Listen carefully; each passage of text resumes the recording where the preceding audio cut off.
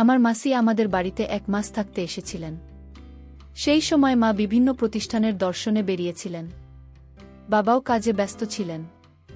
ওই সময় আমি মাসির সাথে বাসায় একা ছিলাম। মাসির সৌন্দর্য আমার চোখে স্থির হয়ে গিয়েছিল। একদিন রাতে আমার শরীরে কারো হাত অনুভব করলাম। ঘুম থেকে উঠে দেখি মাসি আমার পাশেই ঘুমাচ্ছেন। এই বলে মাসি আমার হাতটা এমন জায়গায় নিয়ে গেল যে আমি নেশাগ্রস্ত হয়ে পড়লাম আর জ্ঞান হারিয়ে ফেললাম। তারপর মাসি আমার সাথে সারা রাত। বাকি ঘটনাটি গল্পতেই বলছি। আমার নাম সাগর। প্রতিদিনের মতো আজও আমি সন্ধ্যায় জিম থেকে ফিরে বাসায় এসে দেখি মেসো মাসি ঘরে এসেছে। আমি তাকে দেখে খুব খুশি হয়েছিলাম। মেসো প্রায়ই তার কাজের সূত্রেই আমাদের শহরে আসছেন। তারপর তিনি আমাদের বাড়িতে আসতেন। কিন্তু মাসি তার বিয়ের 4 বছর পর প্রথমবার আমাদের বাড়িতে আসেন। মাসি আমাকে দেখামাত্রই আমার কাছে চলে এলেন। সে আমার মাথা ছুঁয়ে বলল, আরে সাগর, গত 4 বছরে তুমি কত বড় হয়ে গেছ। আমিও মাছের খোঁজ খবর নিচ্ছিলাম। এমন সময় পিছন থেকে মেসো এসে আমাকে বললেন মেসো তার বাসায় যাওয়ার জন্য প্রস্তুত হলেন। আমি ভেবেছিলাম মেসো মাসি অন্তত 2-3 দিন আমাদের বাসায় থাকবেন। কিন্তু মাসি আমাদের বাসায় থাকতে থাকতে মেসো চলে যেতে লাগলেন। আমরা সবাই মেসোকে তার গাড়িতে উঠিয়ে দিয়ে বাড়ি ফিরলাম।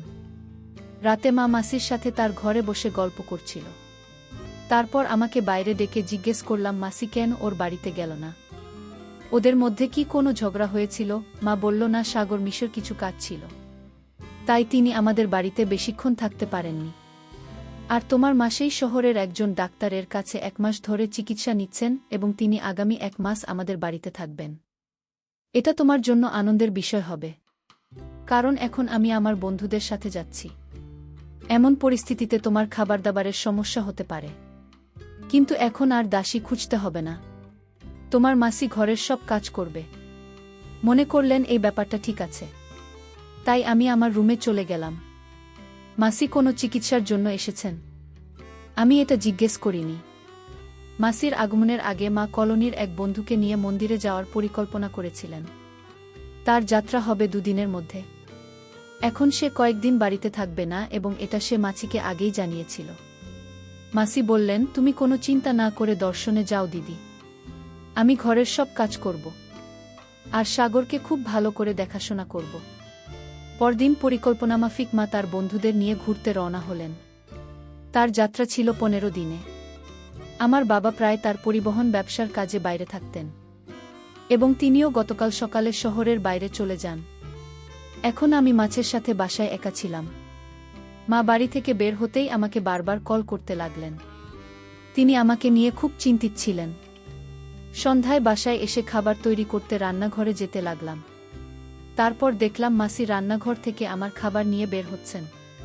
প্রতিদিন নিজের খাবার নিজেই রান্না করতাম।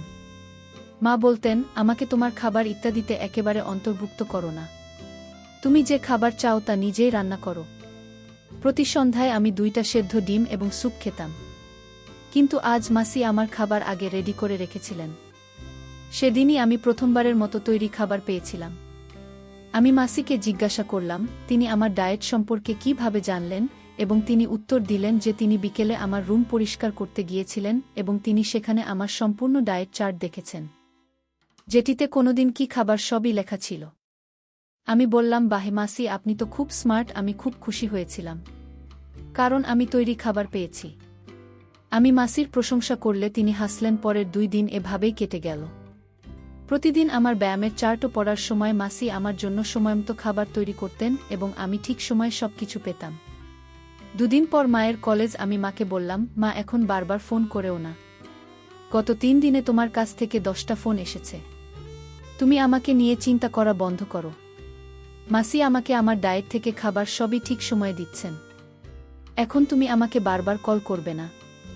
আমায় নিয়ে চিন্তা করার জন্য মাসি আছে। সেদিনের পর থেকে মা আমাকে কল করা বন্ধ করে দেন। কখনো কখনো তিনি 1টি বা 2টি মেসেজ পাঠাতেন। সেই রাতে মাসি আমার রুমে এলেন। তিনি বললেন, আজ ঘুমাতে পারছি না। মাসি আমার সাথে কথা বলতে লাগল। কথা বলতে বলতে আমি মাসিকে জিজ্ঞেস করলাম, তোমার কি চিকিৎসা চলছে? এ বিষয়ে মাসি বলেন, মা হওয়ার বিষয়ে আমি তাকে আর কোনো প্রশ্ন করিনি। তারপর হঠাৎ বিদ্যুতের মতো একটা বিকট শব্দে মাসি ভয় পেয়ে গেলেন। ভয় পেয়ে মাসি আমার কাছাকাছি আসতে লাগলেন।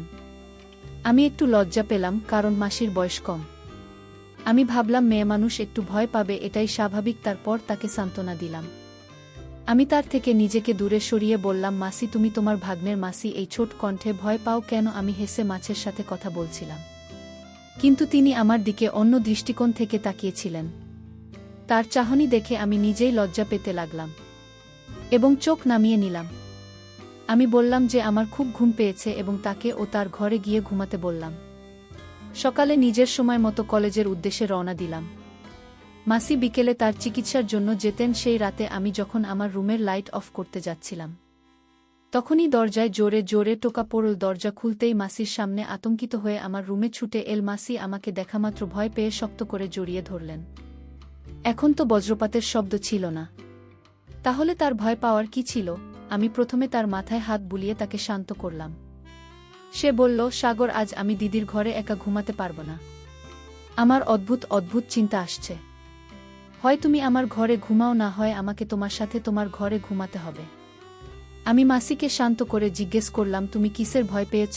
এই বিষয়ে মাসি বললেন, আমি যে ডাক্তারের কাছ থেকে চিকিৎসা নিচ্ছি, তিনি আমার সঙ্গে কি করবেন বলতে পারব না, তাই আমি ভয় পাচ্ছি। আর আমার মাথায় বারবার অদ্ভুত ভাবনা আসছে, যেন সেই ডাক্তার আমাকে এই কথা বলল। মাসির এত কাছে থাকাটা আমার মনে হয় অদ্ভুত চিন্তা নিয়ে আসছিল। জানি না মাসির কি হয়েছে, তার ভিতর মুখ কিছুক্ষণ আগেই দেখেছি, তাই বারবার ওকে নিজের থেকে দূরে রাখতে পারছিলাম না। তাই আমি ঘরের বাতি জ্বালিয়ে দিলাম। বাতি জ্বালাতে মাসি আমার থেকে দূরে চলে গেলেন। পরের দিন আমি আমার মাসির সাথে সেই হাসপাতালে গেলাম যেখানে তিনি চিকিৎসাধীন ছিলেন। আমি হাসপাতালের পরিবেশ তো আমার ঠিকই লাগল এবং ডাক্তার মাসিকে চিকিৎসা করতে লাগল। সে অনেক বড় মতো ছিল। মাসি আমাকে তার সম্পর্কে কেন এমন কথা বলছিল? মাসেই চিকিৎসা শেষ করে বেরিয়ে এল, তার মুখ বিষণ্ণ দেখাচ্ছিল। আমি যখন তাকে তার মুখ বিবর্ণ হয়ে যাওয়ার কারণ জিজ্ঞেস করলাম, সে বলল, কিছু না, আমি প্রতিদিন এই চিকিৎসা পেয়ে বিরক্ত হয়ে গেছি। মাসির বিষণ্ণ মুখ দেখে তাকে বললাম, চিকিৎসার কথা বাদ দিন, আজ আমি তোমাকে আমার সাথে সিনেমা দেখতে নিয়ে যাব। আমি ভাবলাম সে একটু ঘুরবে কি না, তাহলে হয়তো সে কিছুটা স্বস্তি পাবে, কারণ গ্রামে সিনেমা হল কোনো জিনিস ছিল না এবং মেসো মাসিকে খুব একটা বেড়াতেও নিয়ে যেতেন না। আমি এটা খুব ভালো করেই জানতাম, যত তাড়াতাড়ি সে শুনল যে আমি তাকে বেড়াতে নিয়ে যাচ্ছি, মাসির মুখ উজ্জ্বল হয়ে উঠুন। অর্ধেক মুভি দেখার পর মাসি আমার হাত ধরে কিছুক্ষণের মধ্যেই আমার কাঁধে মাথা রেখে ঘুমিয়ে পড়লেন। বাসায় আসতেই মাসি বললেন, সাগর, আজকে তুমি আমায় একটা স্মরণী দিন করে দিল, আমি এই দিন ভুলব না। তিনি আরও বললেন, আজ মনে হচ্ছিল আমি নিজের সাথে না, আমার প্রিয়জনের সাথে গেছিলাম। মাসের কথা বলা বন্ধ করে দিন। কিন্তু আমি বুঝতে পারলাম প্রিয় বলতে কি বোঝাতে চাই। আমি তোর কথা এসেছিলাম এবং তাকে বাড়িতে রেখে আমার জিমে চলে গেলাম। আমি জিম থেকে ফেরার সাথে সাথে রাতের খাবার খেয়ে স্নান করতে গেলাম। স্নানের পর রুমে গান শুনে মনকে সতেজ করছিলাম।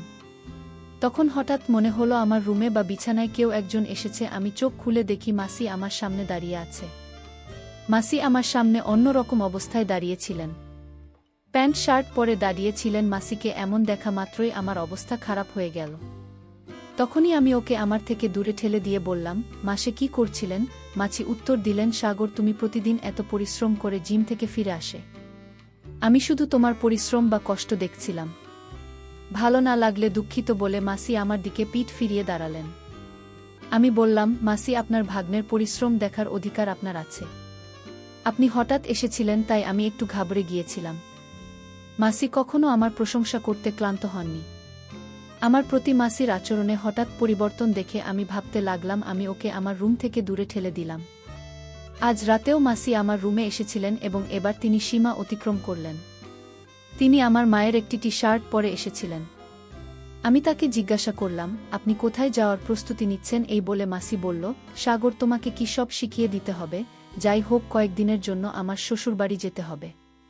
সেখানে আমাকে বাড়িতে পড়তে দেওয়া হবে না। এখন যদি আমার ইচ্ছেগুলো পূরণ না করেই কবে করব? এই কথা বলতে বলতে মাসি আমায় জিজ্ঞেস করলেন, সাগর, তুমি আমাকে কেমন পছন্দ করো? আমি বললাম, তুমি খুব সুন্দর। আমি যখন তাকে বললাম সে কত সুন্দর, সাথে সাথে আমার দিকে এগিয়ে এসে বসল। মানুষের আচার আচরণ এখন আমার কাছে একটু অদ্ভুত লাগতে শুরু করেছে। আমি যখন ওকে ওর রুমে ঘুমাতে বললাম, তখন মাসি বললেন, আমি একা ঘুমাতে অভ্যস্ত নই। একা ঘুমাতে ভয় লাগে এই বলে সে আমার রুমে শুয়ে পড়ল। যখন তাকে মাছি আমার ঘরে ঘুমাতে শুরু করেছে তারপর থেকে রাতে ঠিকমতো ঘুমোতে পারিনি। সেই রাতেও মাসে ঘুমের মধ্যে ঘোরাতে লাগলেন মাসির। এমন কাণ্ড দেখে সারা রাত মেঝেতে ঘুমাতে পারিনি। এভাবে আর কতদিন চলবে কিছুই বুঝে উঠতে পারছিলাম না। এখন আমার মনে হতে লাগল যে মাছির যত তাড়াতাড়ি সম্ভব তার বাড়িতে ফিরে যাওয়াই উচিত, কারণ দিন দিন তার দৃষ্টি আমার দিকে সংকীর্ণ হয়ে যাচ্ছিল।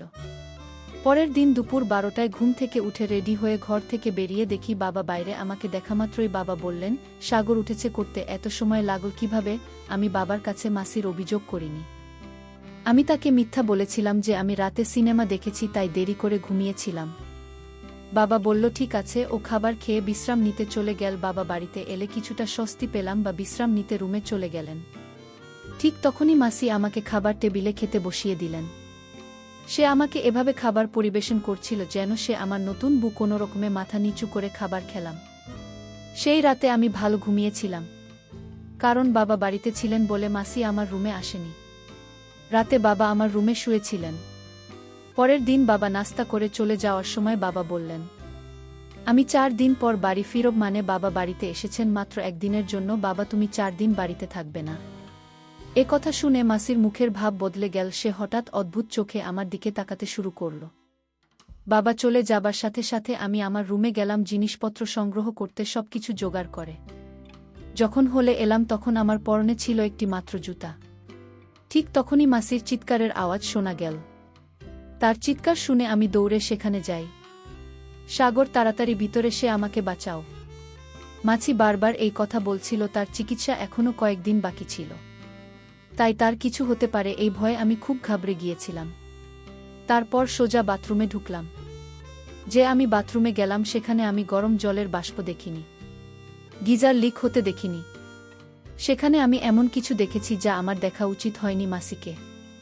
আমি এমন অবস্থায় দেখলাম যে অবস্থায় তাকে দেখা আমার উচিত ছিল না। আমাকে এখান থেকে যেতে দাও। আমি তাকে বললেও মাসি আমাকে ছাড়তে রাজি ছিলেন না। তখন আমি বললাম, এখন আমাকে ছেড়ে না গেলে আমি মাকে ফোন করে সব খুলে বলবো। আমি মায়ের নাম নেওয়ার সাথে সাথে মাসি আমার থেকে মুখ ফিরিয়ে নিয়ে বলতে লাগলেন, সাগর প্লিজ, দিদিকে কিছু বলবে না। এবং সে আমাকে মিনতি করতে লাগল।